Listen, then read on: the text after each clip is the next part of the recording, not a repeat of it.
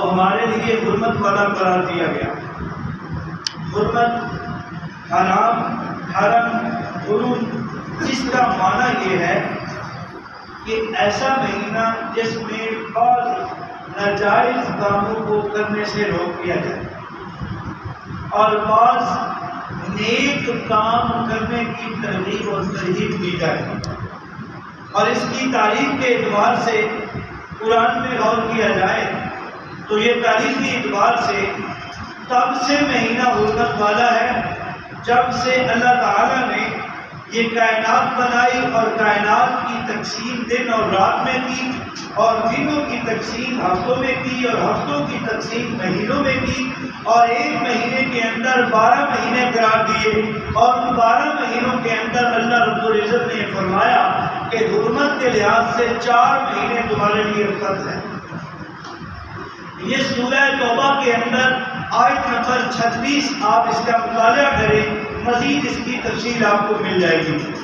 دوسرا پہلو حرمت والا مہینہ یہ ہے کہ اس کے پہلے دن 10 دن جو ہیں وہ اتنی عظمت کے حامل ہیں کہ ان کے اندر عام دنوں کی جو نیکیوں کے کام ہیں اگر اہتمام سے کی جائے، جس طرح نفلی روزہ ہے، نفلی نماز ہے، نفلی صدقات و خیرات ہے، عام دنوں کے اعتبار سے اللہ ان دنوں کے اندر کام کرنے سے زیادہ عمل محبوب رکھتا ہے۔ تیسرا پہلو اس میں یہ ہے کہ رسول اللہ صلی اللہ علیہ وسلم نے فرمایا اس کا جو عاشورہ ہے اس کے دن کا روزہ رمضان کے روزہ رکھنے سے پہلے فرض تھا۔ رسول اللہ صلی اللہ علیہ وسلم نے مکی زندگی میں اس روزے کو اہتمام کے ساتھ رکھا۔ جب آپ مدینہ طیبہ میں آئے تو یہ روزہ آپ کو یہود کے اندر بھی رکھا ملا کہ وہ بھی اس کا احترام کرتے ہیں۔ تو رسول اللہ صلی اللہ علیہ وسلم نے پوچھا کہ ان یہودیوں سے پوچھو کہ تم یہ روزہ کیوں رکھتے ہو؟ تو انہوں نے کہا کہ اس دن حضرت موسیٰ علیہ السلام کے لشکر کو فرعون سے اللہ سبحانہ و تعالیٰ نے نجات دی تھی، تو ہم اس خوشی کی عوض شکرانے کے طور پر اس روزے کو رکھتے ہیں۔ رسول اللہ صلی اللہ علیہ وسلم نے فرمایا تو یہ تو ایک میرے پہلے بھائی پہلے نبی کی سنت ہے، تو اس نبی کی سنت کو زندہ رکھنا میرے لیے زیادہ احترام کے لائق ہے کہ میرے لیے زیادہ لائق ہے کہ میں اس سنت کو جاری کروں۔ اور آپ صلی اللہ علیہ وسلم نے وہ روزہ عاشورہ کا تو رکھا ہی رکھا ہوا تھا، آئندہ سال کے بارے میں فرمایا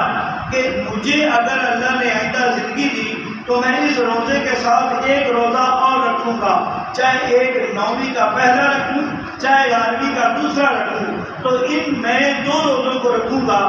آپ غور کریں کہ رسول اللہ صلی اللہ علیہ وسلم نے یہ 2 روزے کیوں بڑھا دیے؟ آپ نے فرمایا کہ یہود کا جو اگرچہ نیکی کا عمل بھی ہے، دین کا عمل بھی ہے،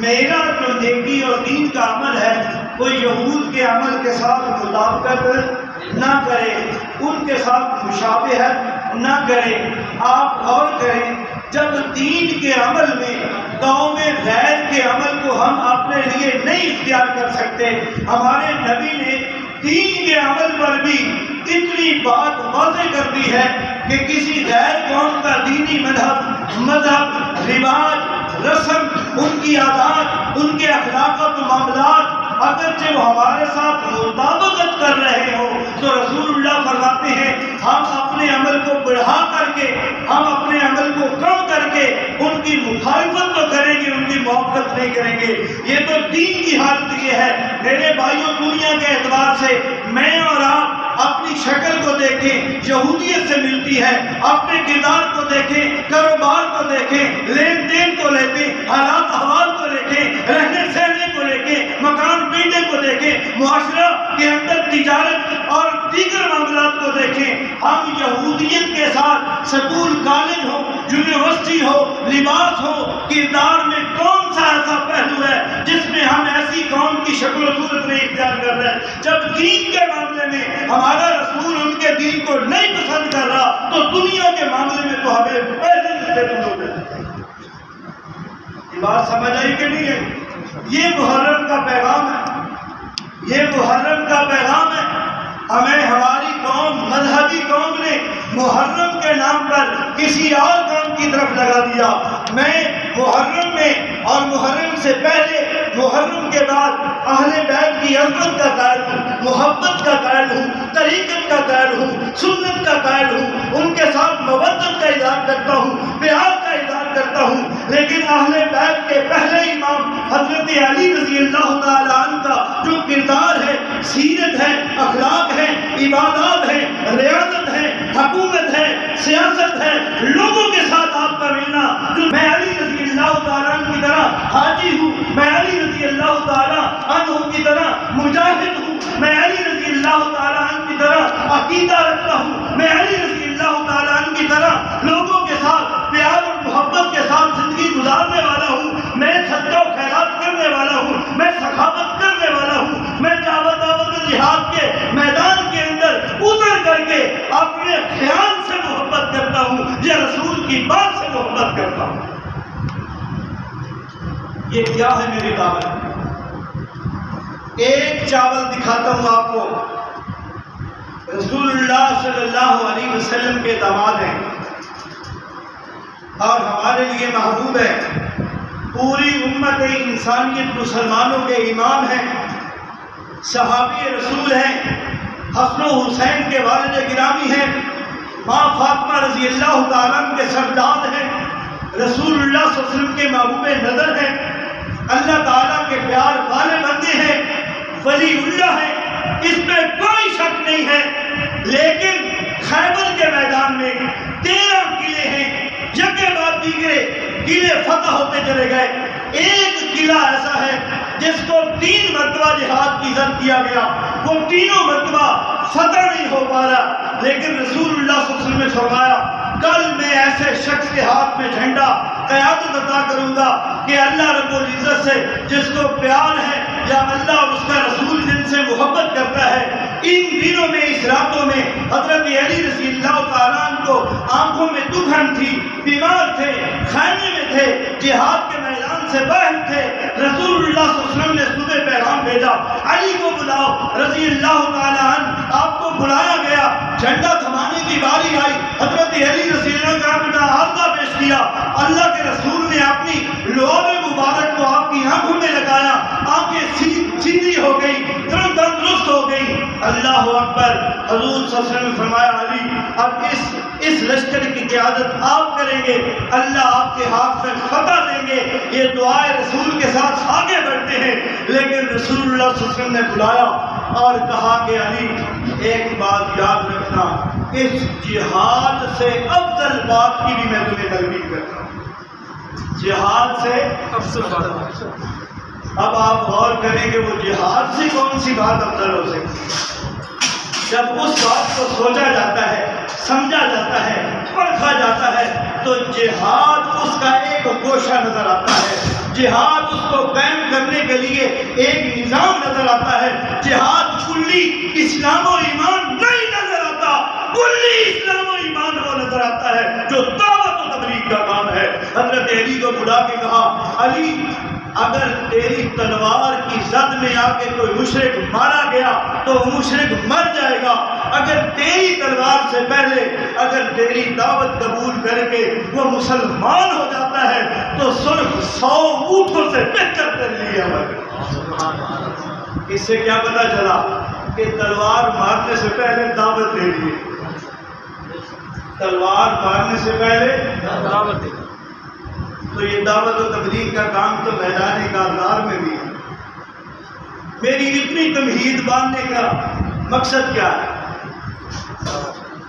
میں نے اتنی لمبی چوڑی بات کی ہے تو کیوں کی ہے؟ یار بولو تو صحیح، سنت کو زندہ کریں، کیوں بھائی؟ اور تبلیغ والی سنت کو زندہ کریں، یہ سنت سنیں،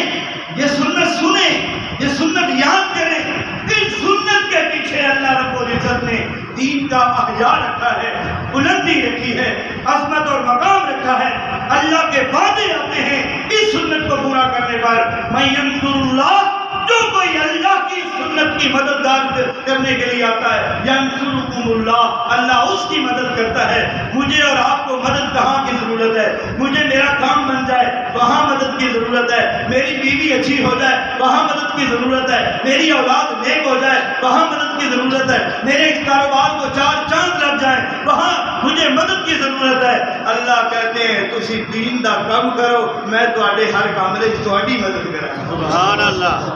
کیوں بھائی یہ بارے سودا ہے،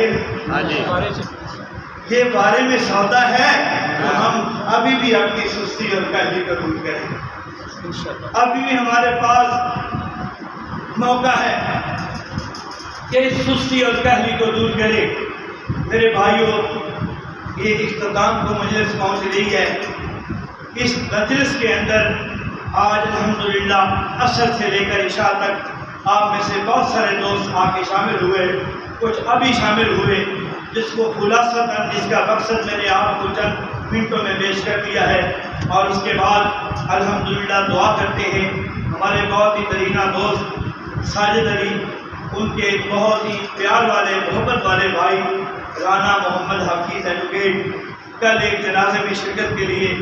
دارالقرآن میں گئے، ڈنڈا دے کے گئے، صفیں سیدھی ہو رہی تھی تو جیسے ہی امام صاحب نے اللہ اکبر کیا ہے تو ساتھ ہی ان کو عارضہ دل ہوا اور لڑک گئے، لڑنے کے ساتھ ہی اللہ کو پیارے ہو گئے، جنازے کے اندر نیکی کے اندر شامل ہو گئے اور